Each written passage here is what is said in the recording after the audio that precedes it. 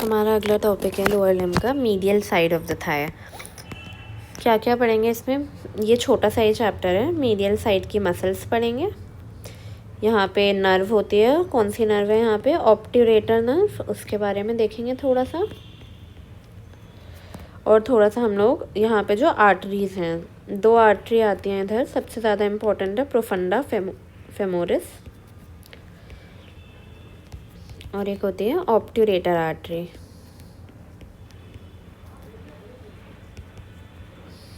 ठीक है, अब हम पहले बात कर चुके हैं कि मीडियल कंपार्टमेंट कौन सा कंपार्टमेंट होता है?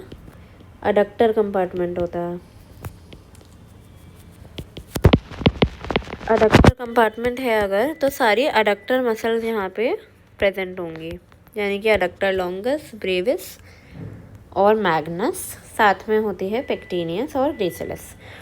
हमने इसको 3 लेयर में डिवाइड करा है, interior layer, middle layer, posterior layer. Interior layer में आती है पेक्टिनियस, ग्रेसिलिस और अडक्टर लॉन्गस।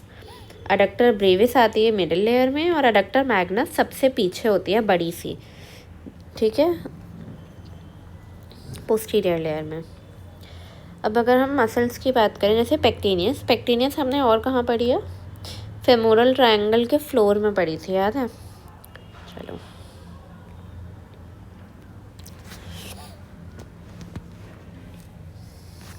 सारी ये जो मसल्स हैं हमारी, ये लगभग आसपास से देखो निकलती हैं, हिप बोन से।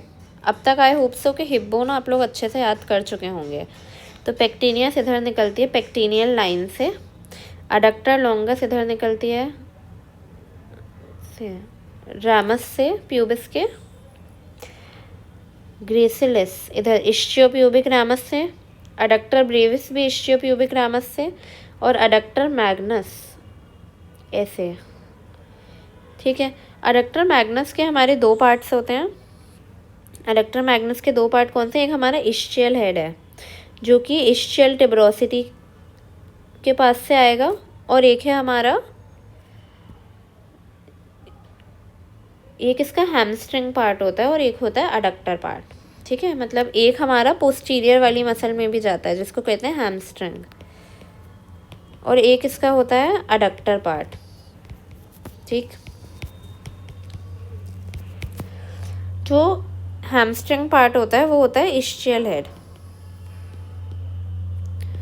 और जो अडक्टर पार्ट होता है वो हमारा इस्चियोप्यूबिक रामस से आता है। इसको ऐसे ही हमने 2 में डिवाइड करा है कि ऐसे, ये इस्चियल हेड और ये इस्चियोप्यूबिक रामस।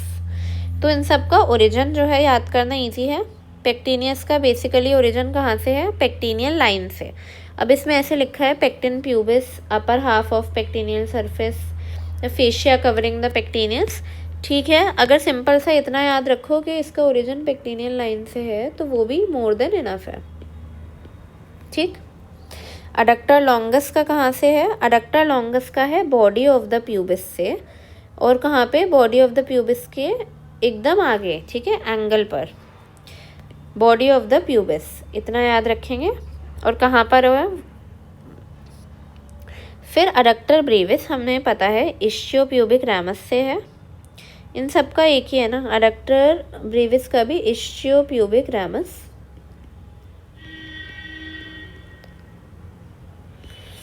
अब ये पता होना चाहिए कि सबसे ऊपर हमारी यहाँ पे आ रही है अडक्टर मैग्नस, फिर ब्रेविस, फिर ग्रेसिलिस, ठीक है। फिर अडक्टर मैग्नस के 2 पार्ट हैं, हैमस्ट्रिंग जो कि इस्चियल टिब्रोसिटी के इन्फेरोलेटरल पार्ट से आती है। अगर इस्चियल टिब्रोसिटी पढ़ चुके हो अब तक तो ऐसा पता होगा कि एक तो हॉरिजॉन्टल लाइन से डिवाइडेड होती है अपर क्वाड्रिलेटरल और लोअर ट्रायंगुलर पार्ट में, उसके बाद में ये ओब्लीक लाइन से डिवाइडेड होती है इनर मीडियल और आउटर लेटरल पार्ट में। इधर से हमारी सेमी मेम्ब्रेनोसस और सेमी टेंडनोसस आती है। फिर ये एक और से डिवाइडेड होती है इनर और आउटर में। इसका जो इन्फेरोलेटरल पार्ट है, इसका जो आउटर पार्ट है, वहाँ से आती है क्या? अडक्टर मैग्नस, ठीक है।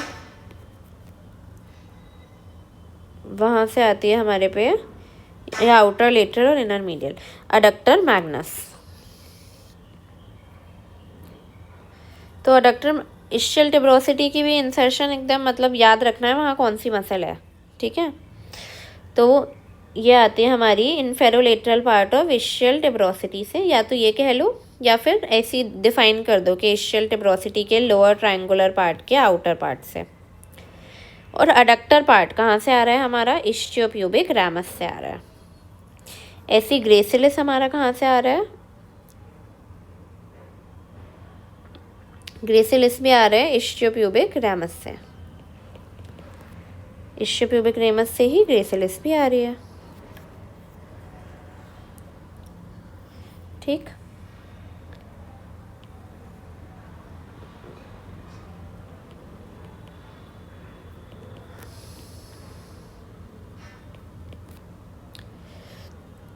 अब हम बात करें इंसर्शन की अगर, तो फीमर कितनी पढ़ी है आपने? अभी मुझे ये नहीं पता, लेकिन ये होती है ना लीनिया एस्परा, जिसकी हम बात कर चुके हैं आगे वाले चैप्टर में भी।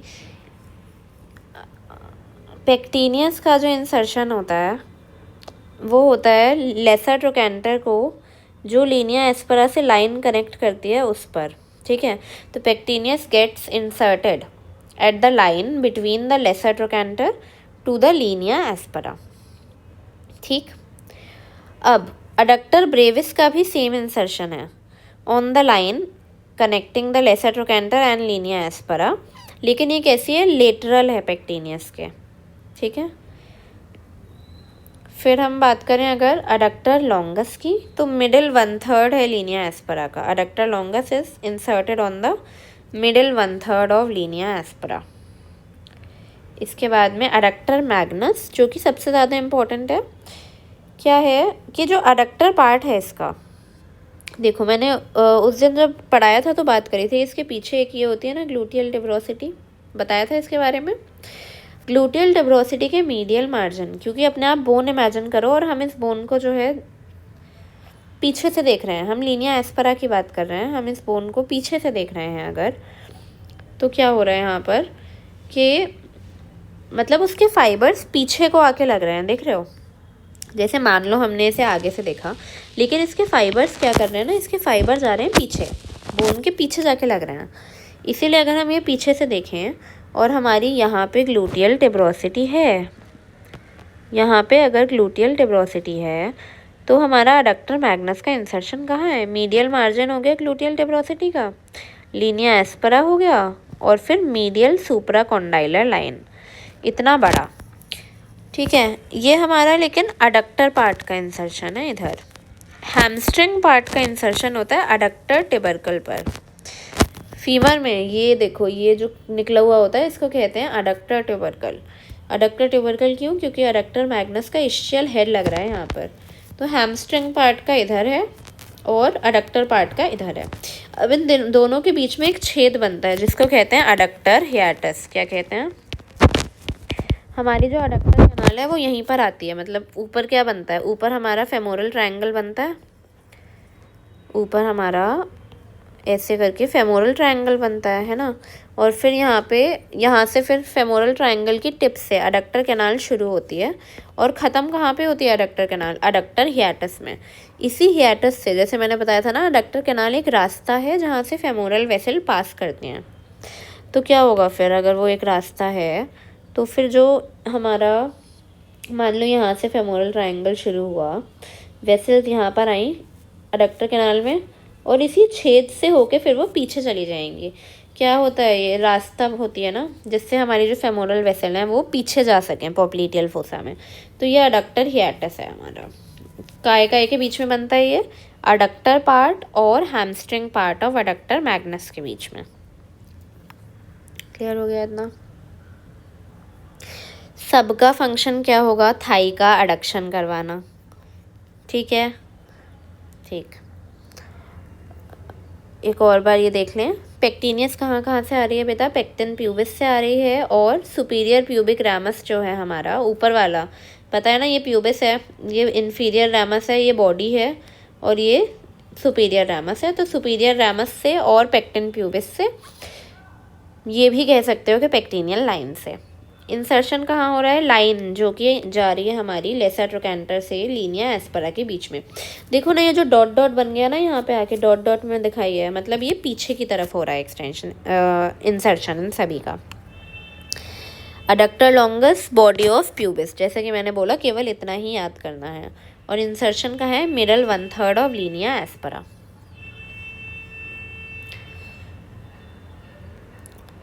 ऑब्ट्यूरेटर एक्सटर्नस, ऑब्ट्यूरेटर एक्सटर्नस को हम वैसे ग्लूटियल रीजन की मसल में लिखते हैं, हम इसे स्ट्रिक्टली अडक्टर कंपार्टमेंट की मसल नहीं मानते। ऑब्ट्यूरेटर एक्सटर्नस इधर की मसल नहीं है, बट इधर दी हुई है तो मैं थोड़ा समझा दूंगी, वरना ग्लूटियल रीजन में तो आएगी दोबारा से। पहले अडक्टर ब्रेविस देख लेते हैं, वही line extending from lesser trochanter to linea aspera, और थोड़ा सा लीनिया एस्पेरा तक भी आ जाता है।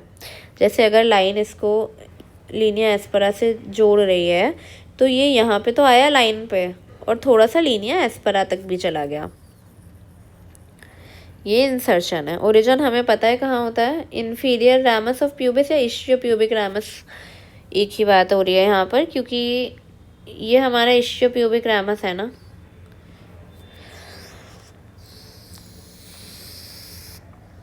अडक्टर मैग्नस देख लिया है, वैसे एक और बार देख लें अगर, कि अडक्टर पार्ट आ रहा है हमारा इश्चियम के रामस से, हैमस्ट्रिंग पार्ट हमारा आएगा इश्चियल टिब्रोसिटी से। ये देखो इधर पीछे की तरफ दिखाया है इन्होंने, इश्चियल टिब्रोसिटी है, इधर से आएगा हैमस्ट्रिंग पार्ट। ठीक, फिर इंसर्शन की अगर हम बात करें तो बहुत ज़्यादा डिटेल में बात कर चुके हैं। मीडियल मार्जिन ग्लूटियल टिब्रोसिटी का, लीनिया एस्पेरा, मीडियल सुप्रा कॉन्डाइलर लाइन, यहाँ लगता है अडक्टर पार्ट, हैमस्ट्रिंग पार्ट लगता है अडक्टर टिबरकल पर। ठीक, फिर ग्रेसिलिस, और इन दोनों का जो हेड है वो बीच में क्या बनाता है, अडक्टर हियाटस बनाता है। ग्रेसिलिस हमारी यहाँ से इश्चियो प्यूबिक रामस से, या फिर ये यहाँ पे ये भी कह सकते हैं कि इन्फीरियर रामस है उसका, प्यूबिस का। ठीक है, ये प्यूबिस की बॉडी होती है, ये इन्फीरियर रामस या सुपीरियर रामस। अब इसको या तो इश्चियो प्यूबिक रामस बोल दो, इश्चियो प्यूबिक रामस ही बोल दो, सारा कन्फ्यूजन जो है दूर हो जाएगा। इश्चियो प्यूबिक रामस पता है ना, बोन्स के पार्ट पता है ना, ये इश्चियम है, ये इश्चियम का रामस है, और इधर से प्यूबिस का आता है, ये दोनों आपस में मिले हुए होते हैं, इसीलिए इसको हम इकट्ठा इश्चियो प्यूबिक रामस कह देते हैं। ठीक है, इश्चियो प्यूबिक रामस से इसका ओरिजिन है, और इंसर्शन ग्रेसिलिस का इधर होता है मीडियल सरफेस ऑफ टीबिया पर। अभी टीबिया पढ़ोगे तो पता चलेगा, एक और मसल थी जिसका इंसर्शन यहाँ होता था, याद है, सार्टोरियस का। अभी टीबिया पढ़ोगे तो पता चलेगा कि मीडियल सरफेस जो होती है ना, वहाँ पे इंसर्शन होता है, यहीं पे सेम जगह पर SGS 3 मसल का होता है। पहली सार्टोरियस, अब हमने पढ़ ली ग्रेसिलिस, एक और हम पढ़ेंगे जिसका नाम है सेमी टेंडेनोसिस।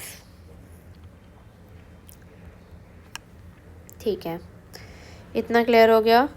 इसके बाद अगर हम बात करें, मसल्स सारी हो गई कवर, ऑब्ट्यूरेटर एक्सटर्नस। ठीक है, ये ऑब्ट्यूरेटर फोरामेन होता है, पता है सबको ये क्या होता है, ऑब्ट्यूरेटर फोरामेन। ऑब्ट्यूरेटर फोरामेन में यहाँ पे ऑब्ट्यूरेटर मेम्ब्रेन लगी होती है, तो इसकी बाहर की तरफ से हमारी आती है ऑब्ट्यूरेटर एक्सटर्नस। ठीक है, external surface of obturator membrane. Obturator externus नाम से पता चल रहा है, सोचो ऑब्ट्यूरेटर मेम्ब्रेन जो है उसके अंदर की तरफ से कौन सी आती होगी, ऑब्ट्यूरेटर इंटरनस। ठीक है, फिलहाल ऑब्ट्यूरेटर एक्सटर्नस इधर से आती है, और साथ ही में आसपास के जो एडजेसेंट सरफेस हैं प्यूबिस और इश्चियम की, वहाँ से आ रही है। ठीक है, इसको याद करना तो बहुत आसान है।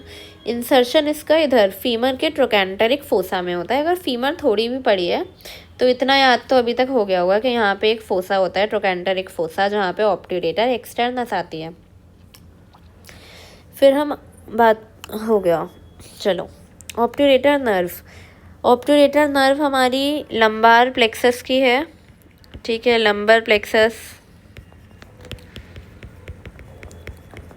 जो कि एब्डोमेन का पार्ट है, anterior primary रेमाए L2, L3, L4 का ऑब्ट्यूरेटर नर्व बनाता है। ऑब्ट्यूरेटर नर्व ऑब्ट्यूरेटर कैनाल में जाती है। क्या होता है ना कि जो ऑब्ट्यूरेटर मेम्ब्रेन होती है ना, यहाँ पे एक ऑब्ट्यूरेटर मेम्ब्रेन लगी होती है, लेकिन इसमें ना थोड़ा सा गैप छोड़ा हुआ होता है उन्होंने। यहाँ पे एक छोटा सा छेद होता है जिससे कि यहाँ से हमारी ऑब्ट्यूरेटर नर्व और वेसल्स जाती हैं, आर्टरी भी जाती है, ठीक है। तो ऑब्ट्यूरेटर कैनाल से ये गई इधर, फिर ये डिवाइड हो गई एंटीरियर पोस्टीरियर डिवीजन में। याद है हमने फेमोरल नर्व पढ़ी थी जो कि एंटीरियर और पोस्टीरियर डिवीजन में डिवाइड हो रही थी। एंटीरियर डिवीजन हमारी medial cutaneous nerve of thigh, intermediate cutaneous nerve of thigh दे रहा था और सप्लाई कर रहा था सार्टोरियस को। पोस्टीरियर डिवीजन जो था वो बाकी की सारी मसल्स को सप्लाई कर रहा था। बाकी की सारी कौन सी मसल्स थी एंटीरियर कंपार्टमेंट में? सोचो, याद करो अपने आप। क्वाड्रिसेप्स थी, आर्टिकुलरिस जेनू थी, इसको सप्लाई कर रहा था पोस्टीरियर डिवीजन। इसमें तुम देखोगे उल्टा है कि यहाँ पे ज़्यादातर मसल्स को एंटीरियर डिवीजन सप्लाई करेगा, पोस्टीरियर डिवीजन सप्लाई करेगा केवल 2 ही मसल को, जो कि ऑब्ट्यूरेटर एक्सटर्नस को और अडक्टर मैग्नस को। इसीलिए यहाँ पे ऑब्ट्यूरेटर एक्सटर्नस दे रखी है क्योंकि इसी नर्व से सप्लाई हो रही है। ऑब्ट्यूरेटर एक्सटर्नस को और अडक्टर मैग्नस, इन दोनों को पोस्टीरियर डिवीजन, बाकी सबको एंटीरियर डिवीजन, पेक्टिनियस को भी, अडक्टर ब्रेविस को भी, अडक्टर लॉन्गस को भी, ग्रेसिलिस को भी, ठीक। ये भी यही बना है, देखो कि ये ऑब्ट्यूरेटर मेम्ब्रेन है और ये कि इधर आया, ये डिवाइड हो गया एंटीरियर पोस्टीरियर डिवीजन में। ये ऑब्ट्यूरेटर मेम्ब्रेन है हमारी, इधर ये सप्लाई कर रही है, इधर नीचे जा रही है, अडक्टर मैग्नस को कर रही है, ऑब्ट्यूरेटर एक्सटर्नस को कर रही है, पेक्टिनियस को, अडक्टर लॉन्गस को, ग्रेसिलिस को, अडक्टर ब्रेविस को। अब ऐसा क्यों दिया है इधर? ये बात यह है कि अडक्टर ब्रेविस को कभी कभी पोस्टीरियर डिवीजन भी सप्लाई कर देता है। अभी कभी कभी वाली चीज़ याद नहीं भी रहे तो कोई बात नहीं है। आर्टरीज की अगर हम बात करें, प्रोफंडा फेमोरिस और ऑब्ट्यूरेटर आर्टरी, ठीक। प्रोफंडा फेमोरिस आर्टरी की कितनी ब्रांच होती हैं? 4 ब्रांच। पहले तो प्रोफंडा फेमोरिस खुद किसकी ब्रांच है? फेमोरल आर्टरी की। फेमोरल आर्टरी किसकी ब्रांच है? बताया था मैंने आगे वाले चैप्टर में। फेमोरल आर्टरी कंटिन्यूएशन है, ब्रांच नहीं है, कंटिन्यूएशन है किसका? एक्सटर्नल इलियक आर्टरी का। और एक्सटर्नल इलियक आर्टरी किसकी ब्रांच है? अब्डोमिनल अओर्टा की, ठीक है। फर्स्ट वाला देख लेना लेक्चर, ठीक। इसकी 4 ब्रांचेज हैं। एक तो lateral circumflex femoral artery, medial circumflex femoral artery, muscular branches और परफोरेटिंग आर्टरी। देखो आर्टरी में क्या होता है ना कि आपको ये याद रखना है कौन सी किसकी ब्रांच है और कौन सी कहाँ पे एनास्टेमोसिस बना रही है, ठीक। इसके अलावा जितनी थ्योरी लिखी है वो सारी बेकार है। ये पता होना चाहिए कौन सी किसकी ब्रांच है, कौन सा एनास्टेमोसिस कर रही है, ठीक। अब ये जो 4 ब्रांचेस है ना, इसमें क्या होता है ना कि जो मीडियल सर्कमफ्लेक्स फेमोरल आर्टरी है ये खुद आगे जाकर 3 ब्रांच में डिवाइड हो जाती है। एक होती है इसकी एसेटाबुलर ब्रांच जो कि जाती है एसेटाबुलम में, ठीक है। एसेटाबुलम पता है ना बेटा, ये होता है एसेटाबुलम। फिर हमारी एक है असेंडिंग ब्रांच जो कि ऊपर की तरफ जाएगी, और ट्रोकैंटरिक एनास्टेमोसिस। देखो ये अगर फीमर है ना और तुम्हें पता है कि यहाँ पे होता है ट्रोकैंटरिक फोसा, एक एनास्टेमोसिस इधर बनता है, जो एनास्टेमोसिस इधर बनता है उसका नाम हमने दिया है ट्रोकैंटरिक एनास्टेमोसिस, ठीक। एक यहाँ बीच में बनता है बैक ऑफ द थाई पे जिसका नाम है क्रूशिएट एनास्टेमोसिस। समझ रहे हो इस बात को? क्रूशिएट, ट्रोकैंटरिक, और एक बनता है इधर नी जॉइंट के पास में, ठीक। अब अपने आप ये बात सोचो ज़रा कि अगर हमारी ये मीडियल सर्कमफ्लेक्स फेमोरल आर्टरी है जो कि जा रही है पीछे, ठीक है, एक ब्रांच इसकी एसेटाबुलम के लिए इधर चली गई। अब जो इसकी एक ब्रांच ऊपर चली गई और एक ब्रांच इसकी सीधी जाती है, इसकी ट्रांसवर्स होती है, मतलब ऐसे जा रही है ये, ठीक है। ये वाली सीधी गई जिसको हम ट्रांसवर्स ब्रांच बोलेंगे। एक ऊपर जा रही है असेंडिंग ब्रांच और एक इधर जो कि हमारी क्या है? एसेटाबुलर ब्रांच है, ठीक है। तो असेंडिंग ब्रांच ही तो होगी जो क्रूशिएट एनास्टेमोसिस बना पाएगी, क्योंकि जो ट्रांसवर्स ब्रांच है वो तो वहाँ तक पहुँच ही नहीं पाएगी। तो ट्रोकैंटरिक एनास्टेमोसिस कौन बनाएगा? हमारी असेंडिंग ब्रांच। और क्रूशिएट एनास्टेमोसिस कौन बनाएगा? Transverse branch. ठीक है। इसी तरीके से एक और चीज़ देखो कि जो लेटरल सर्कमफ्लेक्स फेमोरल आर्टरी होती है ना हमारी, ये है LCFA। इसकी भी तो 3 ब्रांच हैं, एक ट्रांसवर्स है, एक असेंडिंग है, एक इसकी डिसेंडिंग है। ठीक। अब यहाँ समझने वाली बात ये है कि हमारी क्रूशिएट एनास्टेमोसिस में इसकी ट्रांसवर्स ब्रांच ही आ रही है। ठीक है। ऐसा क्यों हो रहा है? क्योंकि ये जो डिसेंडिंग ब्रांच है बहुत नीचे जा रही है, नी जॉइंट में एनास्टेमोसिस बनाएगी। अभी पढ़ेंगे हम जब आगे बैक ऑफ द थाई वाले चैप्टर में है ये सारा, कि ये एनास्टेमोसिस बनाएगी नी जॉइंट पे डिसेंडिंग वाली, ट्रांसवर्स वाली इधर बना लेगी बीच में, और ये ऊपर वाली तो ऊपर जा ही रही है, ट्रोकैंटरिक एनास्टेमोसिस बनाएगी। अभी से मैं इसलिए बता रही हूँ कि वहाँ पे जब मैं बताऊँ तो थोड़ा याद आए, क्योंकि एक साथ सब कुछ कंफ्यूज हो जाता है कि कहाँ से क्या चीज़ आई। ठीक है। तो लेटरल सर्कमफ्लेक्स फेमोरल आर्टरी की भी 3 ब्रांचेस होती हैं, असेंडिंग, ट्रांसवर्स, डिसेंडिंग। असेंडिंग वाली ऊपर जाएगी, ट्रोकैंटरिक एनास्टेमोसिस बनाएगी। ट्रांसवर्स वाली बीच में रहेगी, क्रूशिएट एनास्टेमोसिस बनाएगी। और डिसेंडिंग वाली हमारी नी जॉइंट के अराउंड एनास्टेमोसिस बनाएगी। जो मीडियल वाली है हमारी ब्रांच, उसकी 3 है, एसिटाबुलर, असेंडिंग, डिसेंडिंग। जो एसिटाबुलर ब्रांच है वो एसिटाबुलम में जाएगी, असेंडिंग वाली ऊपर जाएगी, ट्रोकैंटरिक एनास्टेमोसिस। डिसेंडिंग वाली अभी ये क्रूशिएट एनास्टेमोसिस बनाएगी। ठीक है। बाकी मस्कुलर ब्रांचेस जो मसल्स को सप्लाई करती है। परफोरेटिंग आर्टरी, इसका भी पढ़ेंगे कि 4 परफोरेटिंग आर्टरी होती हैं यहाँ पे, जो कि क्या क्या करती हैं पढ़ोगे अभी। ठीक। ऑब्ट्यूरेटर आर्टरी का क्या याद रखना है कि जो इंटरनल इलियक आर्टरी है उसकी एंटीरियर डिवीजन की ब्रांच है ये, बस इतना। ठीक है। इससे ज़्यादा अगर पढ़ना होगा तो एब्डोमेन में आएगा। इंटरनल इलियक आर्टरी से मेरा क्या मतलब है बेटा? आउटा पता है ना, ऐसे निकलती है, पता है ना। इसको असेंडिंग आउटा कहते हैं, इसको आर्च कहते हैं, इसको डिसेंडिंग थोरैसिक आउटा कहते हैं। फिर डायफ्रैगम के नीचे जब ये चली जाती है डिसेंडिंग थोरैसिक आउटा, तो इसका नाम हो जाता है एब्डोमिनल आउटा, क्योंकि एब्डोमेन में आ गए। अब एब्डोमेन में आके थोड़े नीचे ये डिवाइड करती है 2 पार्ट में। ठीक। ऐसे काय में डिवाइड होती है? कॉमन इलियक आर्टरी में। ये जो कॉमन इलियक आर्टरी बनी, राइट और लेफ्ट कॉमन इलियक आर्टरी बनी, ये आगे जाके 2 और डिवीजन दे देंगे। ठीक है। एक्सटर्नल इलियक और इंटरनल इलियक। हमने ये पढ़ा है, थोड़ा ऐसे करके बनाती हूँ, 1 मिनट। इंटरनल इलियक और एक्सटर्नल इलियक। ठीक है। आई और IE, सॉरी, इंटरनल इलियक और एक्सटर्नल इलियक, EI। यहाँ पे हमारा होता है इंग्वाइनल लिगामेंट। इंग्वाइनल लिगामेंट कहाँ से कहाँ तक लगा होता है? वो प्यूबिस से, ठीक है, प्यूबिक टिबर्कल से लेकर लगा होता है AS-IS के बीच में।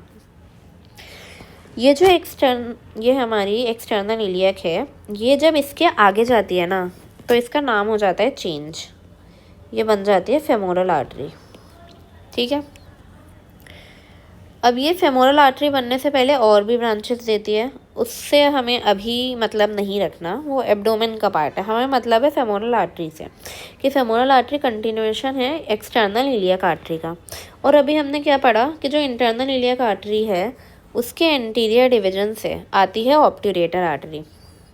ये जो इंटरनल इलियक आर्टरी है ना, ये खुद डिवाइड हो जाएगी एंटीरियर पोस्टीरियर डिवीजन में, और एंटीरियर डिवीजन से आएगी ऑब्ट्यूरेटर आर्टरी। और एंटीरियर डिवीजन के तुम्हें याद करने पड़ेंगे, रटने पड़ेंगे, 9 नाम है इसके, 9 ब्रांचेस देता है इसका एंटीरियर डिवीजन। खैर जो भी हो, अभी के लिए एक तो याद हो गया कि ऑब्ट्यूरेटर आर्टरी हमारी एंटीरियर डिवीजन से आती है इंटरनल इलियक के। अब ये जो फेमोरल आर्टरी आई हमारी, फेमोरल आर्टरी क्या करती है? 3 तो सुपरफिशियल ब्रांचेस देती है। ठीक है। 3 सुपरफिशियल आर्टरी कौन सी थी? एक इधर जो इलियम की तरफ जाती है उसको कहते हैं सुपरफिशियल सर्कमफ्लेक्स इलियक आर्टरी। जो इधर हमारे प्यूबिस की तरफ जाती है ना, इंग्वाइनल रीजन की तरफ, उसको जो है बोलते हैं सुपरफिशियल एक्सटर्नल पोडेंडल आर्टरी। और एक होती है जो इधर ऊपर की तरफ जाती है हमारे ना स्टमक की तरफ, अम्बलाइकस की तरफ या गैस्ट्रिक रीजन कह लो, जिसको हम लोग बोलते हैं सुपरफिशियल एपिगैस्ट्रिक आर्टरी। ठीक, ये 3 सुपरफिशियल ब्रांच देती है और साथ ही में 3 डीप ब्रांच देती है, जिसमें से एक होती है हमारी डीप सर्कमफ्लेक्स इलियक आर्टरी। कुछ मस्कुलर ब्रांचेस होती हैं, मस्कुलर ब्रांचेस, और कुछ और एक जो सबसे इम्पॉर्टेंट है और इसकी सबसे बड़ी ब्रांच है वो है प्रोफंडा फेमोरिस।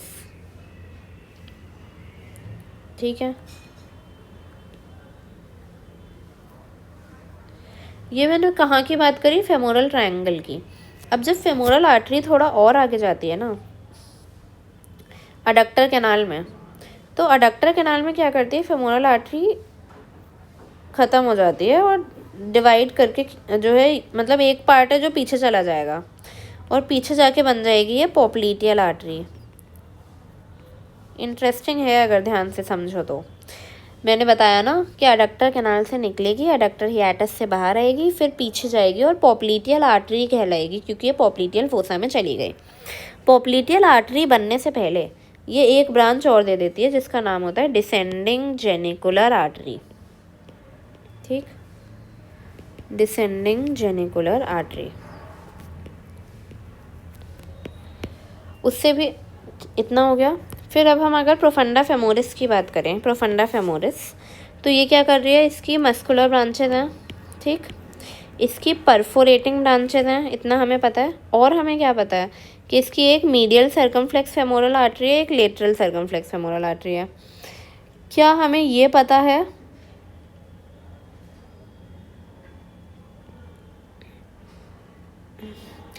क्या हमको ये मालूम है अभी कि इसकी भी 3 ब्रांचेस होती हैं जो हम ऊपर पढ़ चुके हैं, और वो कौन कौन सा एनास्टेमोसिस बना रही हैं। तो ऐसे लिंक करके पढ़ना, काम आसान हो जाएगा। ठीक है, चलो इतना ही है बेटा अभी के लिए, तो थैंक यू।